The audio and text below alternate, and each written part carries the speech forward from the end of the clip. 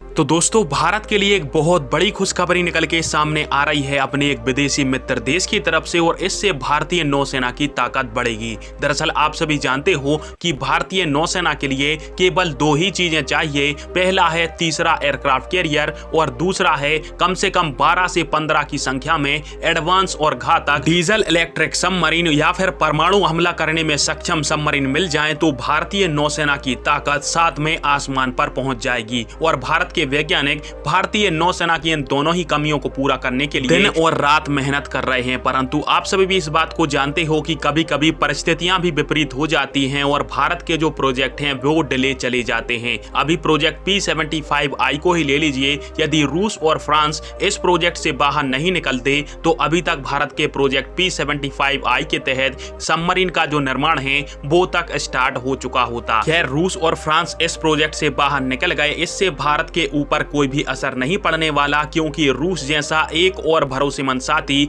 भारत की मदद के लिए दौड़ा दौड़ा आया है। और यहाँ पर हम बात कर रहे हैं स्पेन की। दरअसल स्पेन के जो प्रधानमंत्री हैं पेड्रो संचेस, वो भारत की यात्रा पर आने वाले हैं इसी साल। और इस वीडियो का जो रेफरेंस है वो आपको मिल जाएगा पिन कमेंट के अंदर। और जो स्पेन के प्रधानमंत्री हैं उनका एक ही मुद्दा है कि भारत के प्रोजेक्ट P-75I के तहत जो AIP सिस्टम वाली तकनीक है वो भारतीय नौसेना के लिए हम समर्पित करें। यानी स्पेन भारत को अपने डीजल इलेक्ट्रिक सबमरीन की एडवांस AIP सिस्टम वाली जो टेक्नोलॉजी है वो साझा करना चाहता है। और आप सभी को याद भी होगा कि प्रोजेक्ट P-75I के तहत अभी भी दो देश ही टिके हुए हैं। पहला है स्पेन और दूसरा है साउथ कोरिया। और इन देशों ने भारत की सारी शर्तों को मानने के लिए स्वीकार कर लिया है। और ये वही शर्तें हैं जिन शर्तों के लिए रूस और फ्रांस भारत के इस प्रोजेक्ट को छोड़कर इस प्रोजेक्ट से बाहर हो चुके हैं। परंतु स्पेन और साउथ कोरिया जो देश हैं वो भारत की इन सारी कड़ी शर्तों को मानकर भारत को तकनीक भी देने को तैयार हैं। और स्पेन की कंपनी नवंतिया की